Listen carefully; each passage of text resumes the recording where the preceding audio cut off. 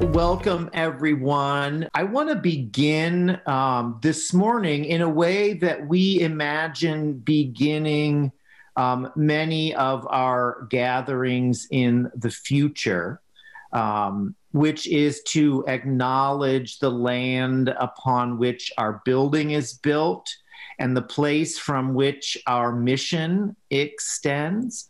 On February 14th, we will formally adopt this statement as our congregation's acknowledgement, and then go to work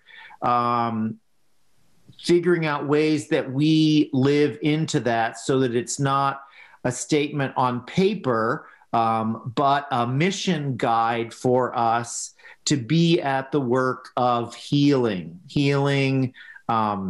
the earth, healing communities, but particularly the work of healing and relationship with Native communities as part of our own community, seeing our connection with everyone, with all the relations, with all living things. So let me read that statement to you. Gloria Day Lutheran Church recognizes that its building stands on traditional Dakota land near Bedote, Minnesota, the confluence of the Minnesota and Mississippi rivers, the center of creation for Dakota people and also sacred to Ojibwe. The congregation acknowledges that this land was taken from indigenous people by exploitation and violence. Given the deep significance of this sacred ground, as well as its painful history, the congregation recognized its responsibility to use this land, its building and mission for the work of reconciliation and healing with Native people. The congregation repents of this injustice that continues to harm Native communities and pledges to work for justice, peace, and the well-being of all creation. I'd like to turn it over now to one of our co-chairs of the racial justice team, Mark Becker. Thanks, Mark. Yes, thanks, Pastor Bradley. And on behalf of Stephen Peterson, the other co-leader, and the rest of the Racial Justice Committee, we think it's important to start out as we prepare ourselves for voting on the land acknowledgement statement, to start out with our own knowledge and to increase our own knowledge about the land on which we are built, that is, on which Gloria Day's building is built, and as well as probably all of the dwellings that we all occupy, and focus on the people that who have lived there or did live there for thousands of years, to understand the indigenous Dakota history, and so that we can, with integrity and sincerity, use the statement publicly and meaningfully. And so we, the Racial Justice Committee, are pleased to introduce Darlene St. Clair. Darlene's a member of the Lower Sioux Indian community in Minnesota and a Dakota scholar. She teaches at St. Cloud State University and directs the Multicultural Resource Center there. As an associate professor, Darlene teaches American Indian Studies and particularly focuses on Dakota studies, Native Nations of Minnesota, and Dakota places and sacred sites, which applies really to our thought as we live into this land acknowledgement statement. And so I also want to personally mention that it pleases me and is especially meaningful to me to be able to introduce Darlene, because 40 years ago, my wife Judy and I got to know Darlene and her mom and dad in Coon Rapids, the first place we lived as we were married. And Darlene was a beloved babysitter, and her parents, Hank and Loretta, were like second grandparents or additional grandparents for our kids. And so they have a special place in our hearts. And so, Darlene, we want to welcome you and are grateful to invite you to teach us this morning. Thank you. Thank you. I'm going to start today by introducing myself in Dakota, which is what I would normally do in sort of a formal situation like this. So, Hami Dakuyapi, Hahanikinde Chante Washte Nape Chius Nampie, Ye Kiapiwi, Demi Washichu Ia, Darlene St. Clair Emakiapie. Damakota, Cansayapi Hemataha, Wana Chakpa Otue Edwati. Wana Ikche Wichasha, Wa Unspe Wichakia Hemacha, St. Cloud won't spe Wakantia et Htoane. Petukinde, Iuskia, Wanchiankapi, Kaya, Hipiki Washte, Echichiapie. So I'll translate. I said, hello, my relatives. Today, I greet you with a good-hearted handshake. And this is kind of a typical Dakota formal greeting. I said, I'm Iekiapiwi. That's my Dakota name. And I've been taught that that is my sort of real name. Sometimes people will call that your spiritual name. My Washichu name is, which would be like my English name or my white name, is Darlene St. Clair. I am Dakota. I'm from a place called Cansayapi. Cansayapi translates to they paint the trees red. And it's a place name in Minnesota where the Lower Sioux Reservation is located. So I'm originally from Lower Sioux. Then I said, but now I live in the Twin Cities. And I am a teacher. I teach Native Studies.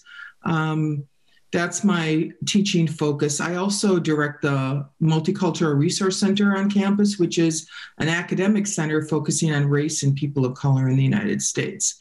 I said, I work at St. Cloud State University. I'm happy to see you all, and I want to welcome you. So, today we're going to be talking about just sort of responding to some of the work that you have all been doing as you've been considering the issues of land acknowledgement. So Mark asked me if I might give some greater context to both what might be referred to but even some of the work ongoing. Today I'm going to be talking about the land in multiple ways and some of the history and experience in this land. To pronounce this, it's Makoce Kinde Te Unchindapi. Makoce means land, Kinde means this one, and Te Unchindapi means we cherish it. So we cherish this land. And then Iekiapiwi, here's the written out of my name. It translates to recognize woman, but recognize woman, it does not have the same meaning in English, and this is, commonly an issue of translation. Recognized in Dakota really means, think back to the basics of it. I recognize that this is a pen. I recognize that this is a mug. It means seeing things for what they are. So that is my Dakota name, woman who sees things for what they are, but it translates to recognize woman. This is just some context for the time period. I can't tell you a definitive, nor can anyone tell you a definitive time of sort of when Dakota people became a people. It is our belief that we have been here and that we were created in this place. Archaeologists will likely say that there has been indigenous people here in Minnesota for at least 12,500 years. And that's kind of like on the low end. I think as, those stories shift with new discoveries and new work. So most likely their native people were sort of living on the edge of the Ice Age. Now, this was written about the Canadian Plains, which would have been just sort of north of where we are. So the dates are a tiny bit off, but I want the context still makes sense. And I think this is a very good metaphor for understanding sort of time. So if natives began living on the plains 11,500 years ago, and Europeans first saw the Canadian plains less than 300 years ago, this means that more than 97% of plains history is native history alone. Imagine a textbook with 10 chapters, which each chapter portraying an equal part of that history. The first 9 chapters would be devoted to native history, as would more than 70% of the final chapter.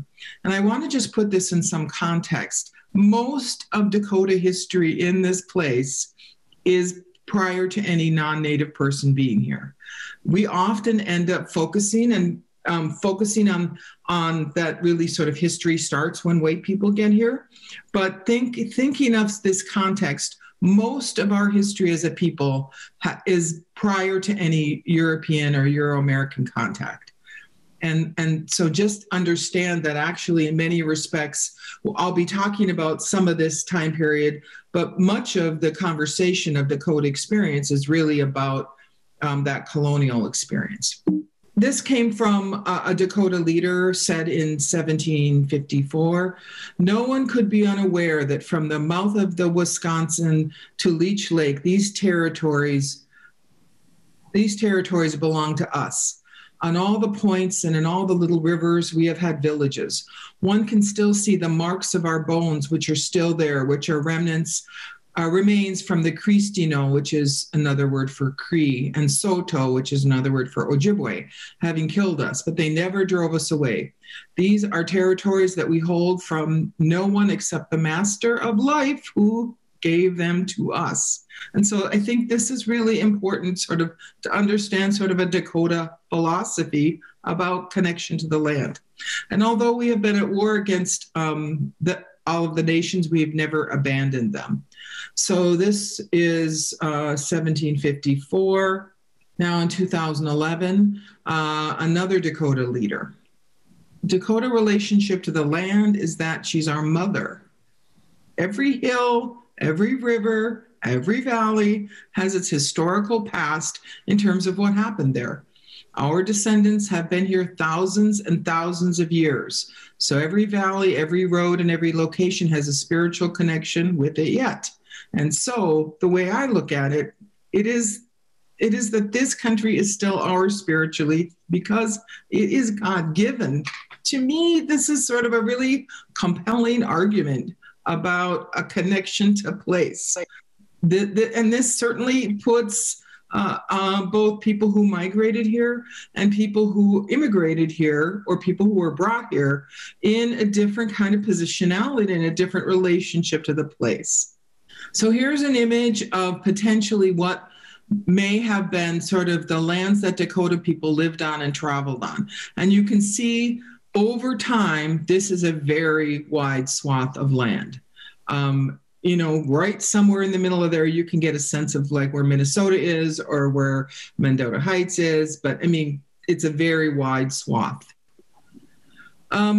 One thing I want to make sure that you understand is that maps are only accurate on the day that they were made. That things, especially with human existence, we're moving and shifting all the time. So this would have looked like a map of Lakota, Dakota, and Nakota, or another way of talking about that is Oceti Shakoi, which I'll talk about, thinking about our 19th century sort of lands. Another way is looking at the late 19th century. And in the late 19th century, you start seeing the ways that Native people are being put onto reservations, those gold or those orangish gold spots being reservations, and then the green part being more land-based as of the late 19th century. But you can see how that shifts over time. And another way to look at it is looking at contemporary Dakota reservations. So this is where there are Dakota communities, formal Dakota communities today. And there's lots to read there. It's not critical that you read, but it is important that all those white dots are Oceti Shakoi communities. So again, they do represent that full swath. All right. So I will often be referring to this place, this region, as Minnesota Makoce. Mini means water. Sota means kind of like reflected by the clouds. And Makoce meaning land. People will translate Sota to reflection or cloud tinted or cloud colored. But the translation that I typically use is it's the land where the water reflects the skies. And this image should not be unfamiliar to any of us who lives in Minnesota Makoce. In Minnesota Makoce, we have so much land or so much water that the landscape takes on the appearance of the clouds. So if you've ever flown out of Minnesota and you get a little bit off the ground and you look out the window, you can see really for as far as the eye can see that the water that is reflecting the sky.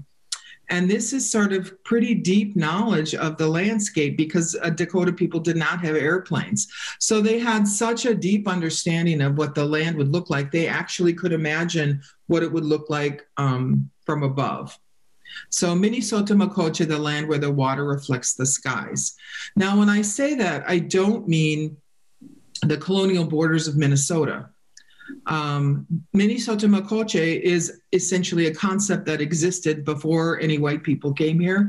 It is before territoryhood and statehood. Minnesota Makoce is this region that we live in where there is so much water that the land looks like the clouds. So in terms of our origin, it is our belief that we come from the Ojibwe Oyate, that is the Star Nation. Now, this might sound, as maybe as an origin story, it's not unusual, but I think for Dakota people, there is actually essentially Western culture is sort of coming around to this because we're starting to actually see that we really are made of stars. We are made of what was in the cosmos, that we are sort of physically made of that. And that is what science is figuring out. But Dakota people have long believed this, that we believe that we come from the Ojibwe Oyate, and we travel down this road called the Wanahi Tachanku, the Road of the Spirits. And the Road of the Spirits is sort of this swath of stars that if you're in some part of Minnesota where there's not a lot of light pollution, you can see with the naked eye that swath of stars. Some people refer to it as the Milky Way. So it is believed that in birth, we travel that road, and that in death, we travel that road back. So part of our origin story is the place of our creation. So we travel down to the earth along this road of the spirits, but we emerged out of the earth in a particular place, and that is the Bdote, Minnesota. Now, oftentimes you'll hear people say Bdote, and they are really meaning this particular Bdote, but Bdote means a confluence of two bodies of water. And if you live in a region like we do, where there is so much water, there are so many rivers, we have lots of Bdotes in this region. This particular Bdote, Minnesota, is where the Minnesota Wakpa and the Wakpa had their confluence. That is the Minnesota and the Mississippi in English. So it is at this place that our teaching tells us that we emerged out of the earth. The first Dakota man and the first Dakota woman emerged together at the same time out of the earth at this place.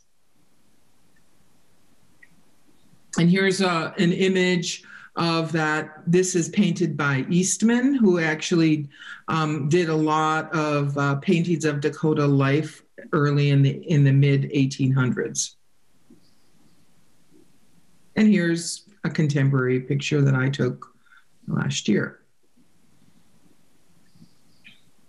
So I do want to talk a little, well, I'm going to wait actually until I talk about 1805 1805 treaty.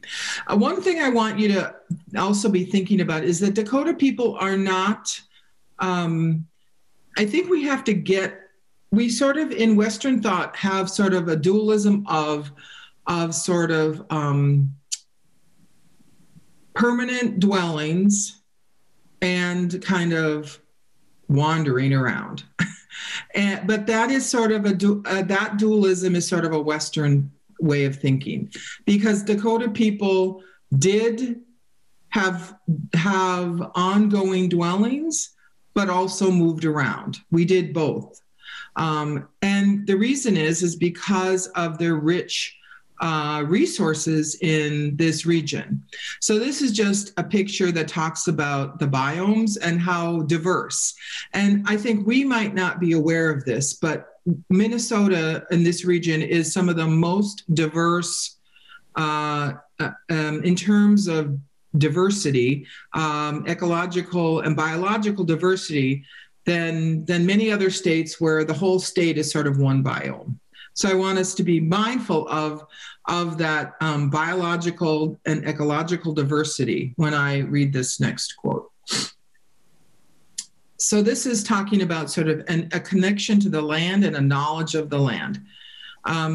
This comes from Samuel Pond, who was a missionary and one of the early white people that was living among Native people and wrote about it. And this comes from his book, Dakota Life in the Upper Midwest. In the summer, the bands divided into small parties, each party going where it hoped food would be found most abundant or in pursuit of some article used for food or otherwise, which could be best procured at that season of the year.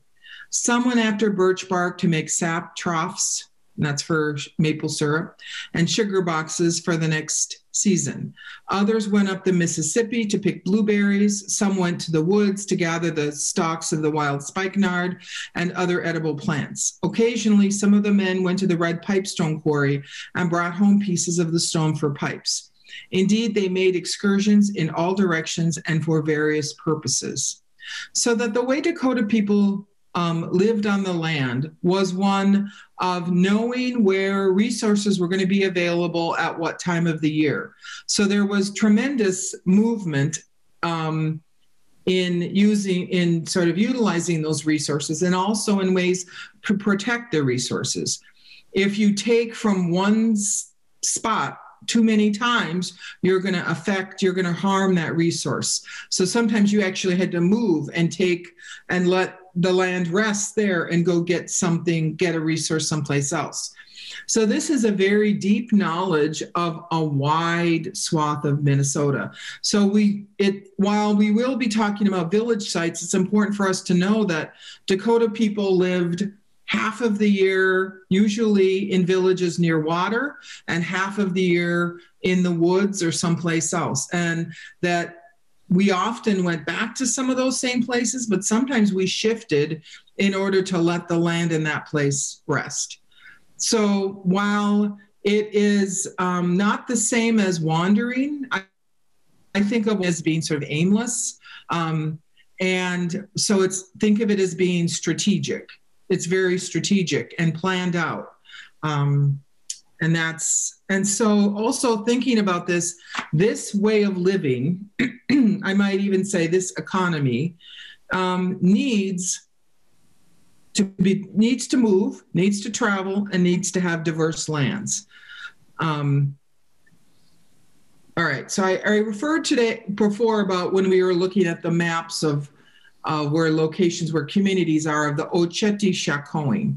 And just giving some context for that. Oceti means fire, Shakowin means the number 7. So this translates to 7 fires. We often refer to this as the 7 council fires, meaning each council is essentially a government. So Oceti Shakowin is a political confederacy. It is a way of organizing cultural, social as well among communities that are connected culturally and by land. So the first of these organizations, First Fire, would be the Bidewakantwa, sometimes referred to as Midewakatan. And that's something that might be sort of familiar to you. That translates to dwellers at the spirit, sacred, or holy lake. Wakan does not have a very good translation into English. It is a combination of spirit, sacred, holy, and mysterious. It's kind of all those things, Wakan. So Bidewakantwa, the dwellers at the sacred lake, and that sacred lake is Lake Mille Lacs. And I want to point out that today we really have a strong association of Mille Lacs as being a place of Ojibwe people. But this is a central place for Dakota people. And this group of Dakota is the band that I'm from, Bidewakantwa. The second one is the Wachpekute. Wachpe means leaf. This is shooters among the leaves. And they also would have lived sort of next door or even among the Bidewakantwa. These groups are very closely associated. The Wachpetuan, that's the dwellers among the leaves, and the Sisituan, the dwellers among the fishing grounds. So the Wachpetuan and the Sisituan, now if you're from here and you've lived here a while, you've heard of Sisseton, you've heard of Wahpeton. These are sort of incorrect pronunciations, but there are Sisituan, Wachpetuan people, many of them living at the Lake Traverse or reservation, which is straddles North and South Dakota, but not far from Minnesota. So these four communities all speak the D dialect or Dakota. That's what I speak, Dakota, the D dialect. Now, within this confederation, we have the Ihanktuan. Ihanktuan means the dwellers at the end. And Ihanktuan, Yankton is just a mispronunciation of Ihanktuan. That means dwellers at the end. And there, if you're from around here, you'll know that there's a community in South Dakota, Yankton community in South Dakota. And then there's the Ihanktuana, the little dwellers at the end, the Yanktonese. So these communities are a little further west of us in South Dakota, and they speak a dialect that I would call Western Dakota. It's a slightly different version of Dakota. It just has more N's in it. However, some people refer to it as Nakota. I think that's not fully correct, but that is what they mean. They mean these two communities. And then the last one is the Tituan, the dwellers in the prairie or dwellers in the lodges, sometimes mispronounced as Teton. And these people speak the L dialect or Lakota. So in this framework, we understand how Dakota and Lakota people speak different dialects of the same language, but are located geographically in very different places. So Dakota people sort of straddle. We live in the woodlands, we live in the prairies, and we sort of eke into the plains. Tituan or Ihanktuana people live pretty much in prairies and plains, and the Tituan people, the Lakota people, are very firmly on the western plains. And so while we speak different dialects of the same language, and we're in this confederation called the Ocheti Shakoi, there are some distinct differences culturally. Tituan people did not wild rice. We did. Tituan people did not do maple sugar. We did. So there are some significant cultural differences because of our environments, because of the resources, and because of geography. Now, we did have buffalo in Minnesota, and we had elk in Minnesota, so we did also use those as well. And even just thinking about these communities, Dakota people, again, have the most diverse sort of geography. So, we think about kinship. Kinship is more of like an anthropological term, but it actually is very useful in thinking about Dakota sort of thought. We are oriented towards seeing people as relatives. That you might say that relationality is really critical to Dakota experience. It is sort of central to the way that we see ourselves in the world. We see our relatives as often as not necessarily being about biology, as is typical in the West, but more about alliance. Another concept of Ojibwe Chapter, which means common man or common person, that is that we strive to become a common person. And to become a common person is essentially to live into your full humanity. So to do that work, you have to both be working on the ways that you have been dehumanized and the ways that you have dehumanized others. So it is that work that is done sort of in this concept of Ojibwe Chapter, striving to become a common human being. And then this is something that I heard my whole life, and I think most Dakota people would say, to be a good Dakota is to be a good relative. Now this becomes very layered because one of our key beliefs is Mitakuye Owasi, all are my relatives. And when we say that, we don't just mean Dakota people, we don't just mean Native people, we don't just mean people. We mean our relatives are everything that flies, everything that swims, everything that walks, all the plant nation, the star nation, rocks, the land, all of this we see as being our relative. So when our sort of belief system and our cultural practices are organized around relations and relationships, this is sort of our organizing principle. So I talked a little bit about that, about the Oceti Shakoi as having that sort of political confederation. And it sort of has like layers. So the confederation we'd call the Oceti Shakoi. And then underneath that would be the Oyate. And the Oyate means nation, or we might call it tribe or a single government. Oyate also is used to say people. The Tioshpe, that means extended family. And I usually tell people to think of another layer beyond what you would say your extended family is. Typically a Tioshpe is a few hundred people. So it's another rung out from extended family. And oftentimes it is at this level that people are living in villages. So we have sort of a leader of this extended family and living at the sort of level of Tioshpe. So there's many thousands of Dakota people. We can't all live in the same one place because it would be too hard on Kunshi Maka, our grandmother earth. So we live in these smaller groupings at the Tioshpe level with, intermixing and movement and stuff like that. And then underneath that would be the Tiwahe. And so that's what we would call family. However, I want you to think of when we say family, we mean extended family. That's the meaning. So this is sort of that social, political, and cultural structure of Dakota people. I'm going to be moving on to more history. So I want to check and see if there are any questions at this point about what I've talked about, or maybe something I know that we're getting into history after this. We're going to talk a little bit about the diaspora and looking at this map.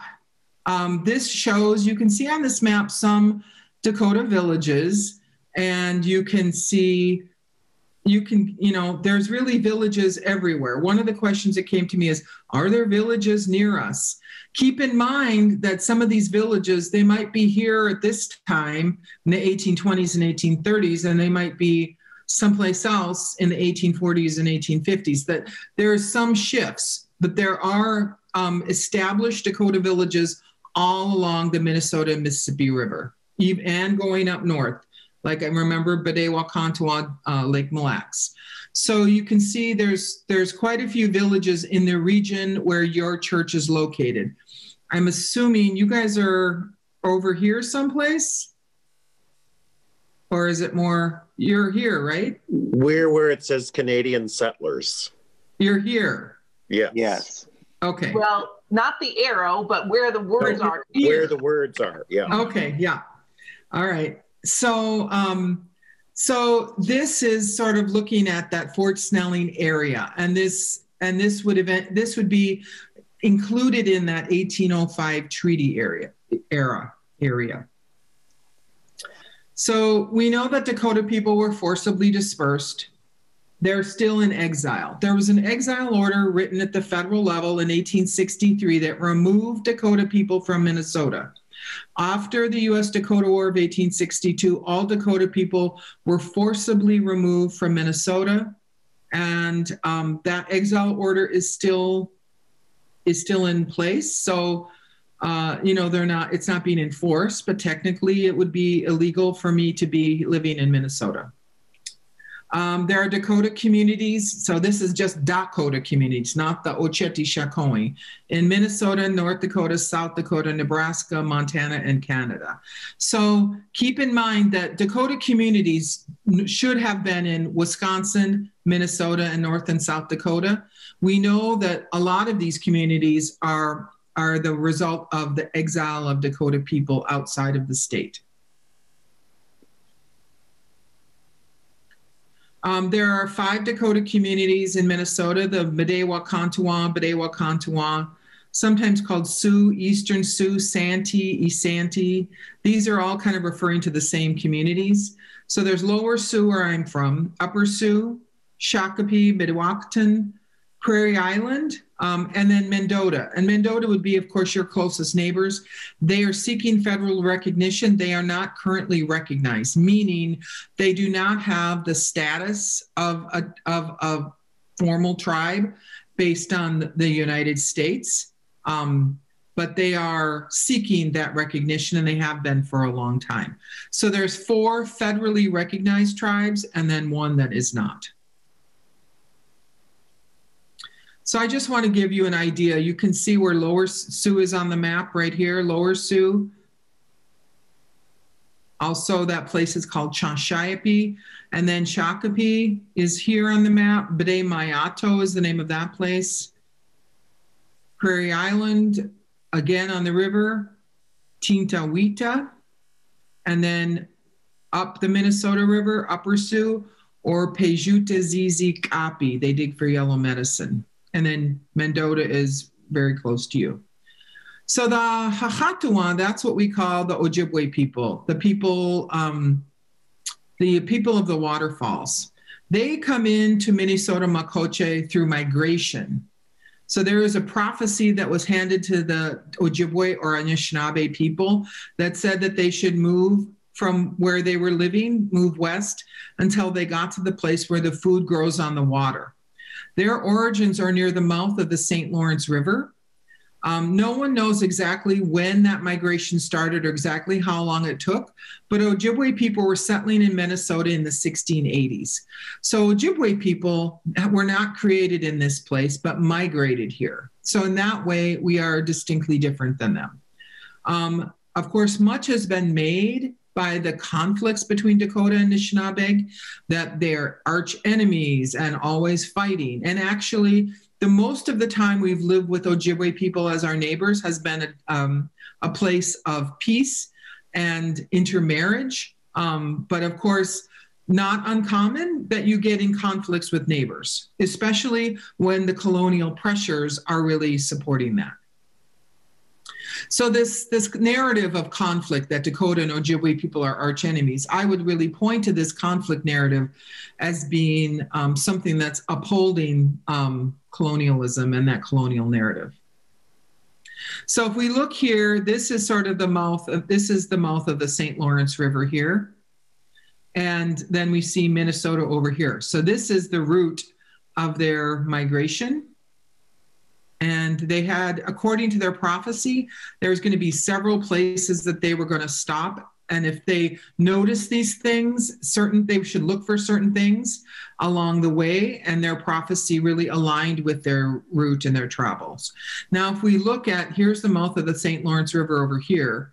And here we are in Minnesota, that you see each of these these red dots. These are existing Ojibwe communities today. So actually the landscape and their existing communities gives evidence to their migration story. we can even just with the eye see a path that they took from the St. Lawrence River to this region. And the contemporary tribal lands, you'll notice the Dakota communities in the southern part and the Ojibwe communities in the northern part. However, that is just of today. That is not a forever thing. Dakota people lived in all of Minnesota at one point before Ojibwe people migrated here. All right. I am a little bit concerned that I'm running out of time, so I'm going to talk more quickly, but I just want to say that we can look at this first 1492 map, which is, you know, there was no such thing as a United States that looked like that. But how do we get from this map having all land under Native control to this in 1890? And it is through federal Indian policy. It is through the United States policy, both through land cession treaties, removal, reservation systems, boarding schools, the allotment of native lands. That's how we got from there to there. Now, if we look at the 1805 treaty, and I think that's important because that is sort of the region that your church is in. And so I believe that your church is in the 1805 treaty area. So it's talking about the establishment of military posts. And I think what's important for us to see there is the request in the treaty is not to have the land. The request is grants the land so that a military post can be built.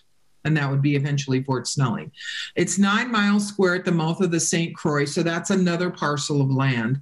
But the one that impacts you is from below the confluence of the Mississippi and St. Peter's. So St. Peter's is what they used to call the Minnesota River. Up the Mississippi to include the Falls of St. Anthony, extending 9 miles on each side of the river. So I would believe are you less than 9 miles to the river? So I think that you would be in this 1805 treaty area. I want to point out that this here where it says $2,000, the land was, Pike himself valued that piece of land as being worth $200,000. And actually the treaty was sent to DC with a blank. This $2,000 was not written in. Dakota people, Dakota, there was not an amount written in. This was written in much later in DC by government officials. So Dakota people got almost nothing for land that even in 1805 was worth $200,000. And then the last thing that I think is the most important in terms of your church is that if the treaty is valid, and I think there are questions whether it's valid or not, but if it is valid, the commitment by the United States government is the United States promises on their part to permit the Sioux to pass, repass, hunt, or make other uses of the said districts as they formerly have done, without any exception but those specified in Article 1st. So I would ask you, let's assume that the 1805 treaty is legit. Are Dakota people able to use these lands as they formerly had without restrictions or interference? And I think that is the big question of the 1805 treaty. And I think for folks in the 1805 treaty lands, that is a big question for you all. All right, so you sort of get a sense of this 1805 area. We talked about that already. I'm gonna skip. So I do have something in about the U.S.-Dakota War of 1862. I'm not sure if that is really critical for us to talk about right now, especially because it seems like we're running out of time. So I might just go further. But I do want to just say, this again comes from Samuel Pond. And so this is just some evidence of how did federal policies impact Dakota people. So after they began to receive annuities, and this came out of treaty negotiations, there was a rapid change in their habits and not for the better. They are here described as they were when they supported themselves by hunting and not as they were in that false position in which the policy of our government placed them, treating them more like paupers than hunters or farmers. Hunting was the legitimate occupation of the uncivilized Dakota, and it was on the hunting grounds that good qualities were best exhibited. They who only saw him as lounging listlessly about his tent knew little about him. There is a great deal of hardihood, fortitude, foresight, and energy in a genuine Dakota, and it will be well for Minnesota if she never nourishes a race of men and women who have less native force of character and resolute determination than her original inhabitants. So this is sort of, early on, as soon as these federal policies started taking effect, including land cession treaties, that's the first one. That's that 1805 treaty. It had a tremendous effect on Dakota life. I'm going to skip over this.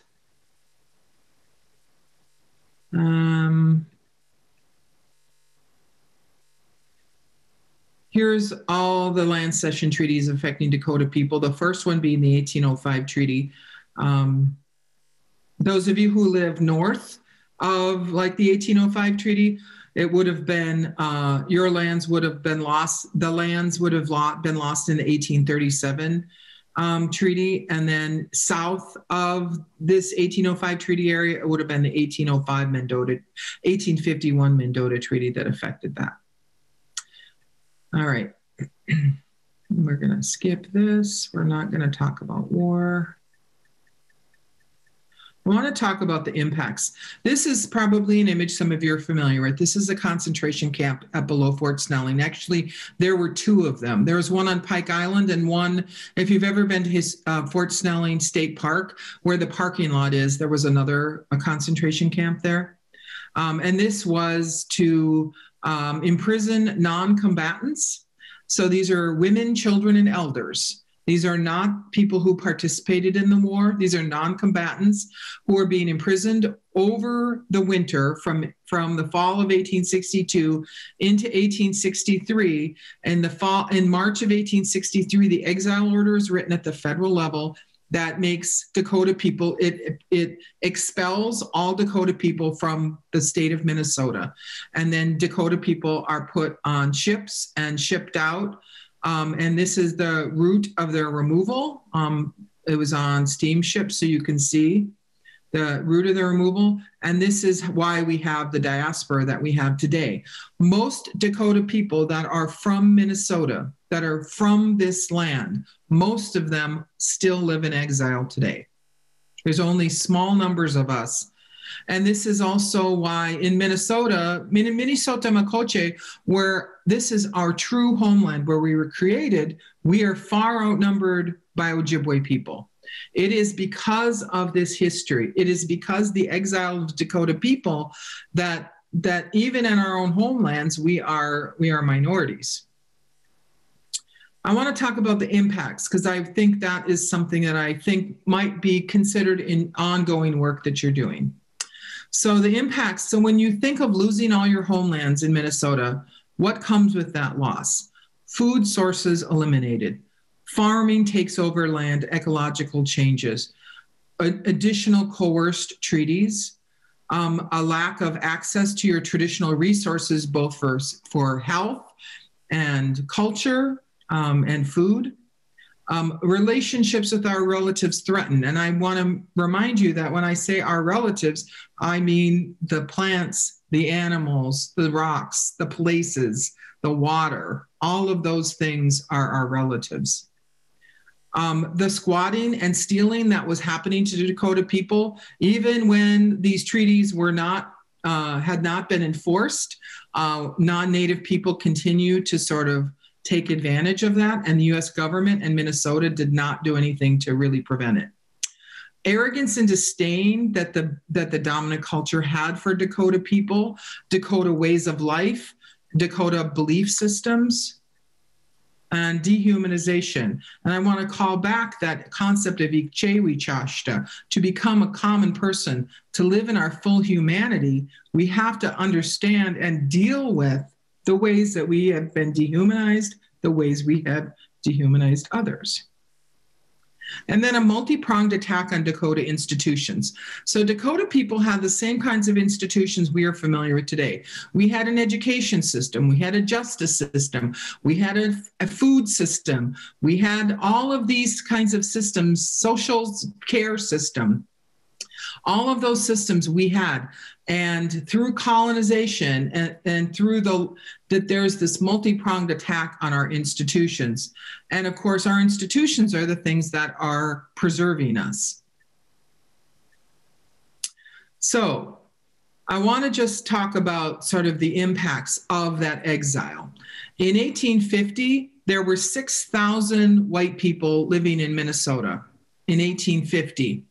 20 years later, in 1870, there's 450,000 people. Think of that level of immigration. I mean, we often hear Americans talk about how they feel overrun and they have such concerns about the immigration at this point. But to go in 20 years from 6,000 to 450,000, what would that have been like for Dakota people? So if this were to happen in Minnesotans today, how would it be seen? How would this influx be handled? Would contemporary Minnesotans accommodate themselves to the language, culture, and religion and values of the newcomers? And this is what was not just expected, not just demanded, but this was forced on Dakota people. Would Minnesotans recognize this surge as an invasion? So Dakota people have had to live under the radar and within these colonial systems for over 150 years. And this has had a tremendous impact on our health and well-being, both as a nation, as individuals. And our ways continue to be under attack. And what's important for us to understand, and I was happy to see it in your land acknowledgement, that colonialism is not over. Colonialism is ongoing. The effects on us are ongoing every day. So, focusing on things like the US-Dakota War is problematic because it ignores the experience prior with Europeans and later. When we think of sort of things simplistically, we sort of might look at the US-Dakota War. Mistakes were made on both sides, or both sides were equally responsible. We do know, and there's evidence, that this conflict was predicted and it could have been avoided. But in the end, the reason for these kinds of conflicts is that Dakota people were in the way. There was a desire for unlimited access to Dakota lands and resources. That has always been the goal. The war furthered this goal. The long-term big picture, who benefited from this war? We just look at our experiences today and we can say, while things happened during the war, where white people were killed during the war, if we look at it from today's perspective, we see a tremendous benefit for non-Native society and Dakota people, tremendous loss. It's not an accident that most Minnesotans are unaware of this history. Most Americans are ahistoric, again, not an accident. Even today, our educational systems do not do justice to the history of this place. Otherwise, we would not be having this conversation. This would have been something that you would have learned growing up in Minnesota. And in effect, Dakota people really have been erased from the public consciousness. That it is really only with a really concerted and significant effort that you bring Dakota experience back into your consciousness. All right, Dakota people do want allies. The word Dakota means friend or ally, and we are oriented towards looking for allies. There are many and varied Dakota initiatives that need support. I encourage you to think about your own sphere of influence. You have many interactions with many institutions. You have interactions within your social sphere, family, friends, coworkers, neighbors. What we need in Minnesota is to make a dramatic paradigm shift, and we need to be a part of a broader educational shift that actually pulls Dakota experience, Dakota people, Dakota history into the public consciousness. developing a fuller understanding of the history, recognizing complicity and the benefits and disadvantages coming to varied communities, assigning and recognizing authority. Who should be speaking out on these issues? Who is given authority? Developing much more complex narratives about Minnesota and our story, and providing nuance to complicate, contextualize, and problematize the narratives that we have grown up with. More listening, asking better questions. And asking better questions comes from more knowledge, incorporating Indigenous ways of knowing and learning, understanding intent and impact, and searching for common ground and common goals. These are sort of some directions that I think you all can take as a church institution. So Makoce kinde te uhindapi. So I want to thank you for your time and attention. Let me just once again say thank you so much for being with us. And clearly, even the adoption of this statement next month is dipping our toe into sacred waters in this conversation, and to think about how we, in a real way and a practical way, do the work of justice as a community of faith that is on sacred ground that we share. So thank you, and so much more to learn. And I'm glad Pastor Javen preached today about repentance, about a change of heart and a change of mind and a change of practice. My own heart breaks as I learn these histories, as my eyes have been, as a white person, shielded from this history. And it's embarrassing to be 58 years old and feel like I'm learning new things about the history of the place where I'm living. To close us out today, I'm turning to a prayer in the ELCA has a new hymnal that's just out that included some really beautiful prayers for justice, and I wanted to use one of those as closing for us.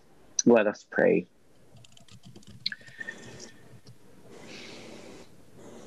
O God, in your divine mystery, you embrace difference in unity, and you call your people to live in peace with all. We pray for an end to racial and ethnic prejudice. Free us from the dread of difference. Free the church from constricting traditions.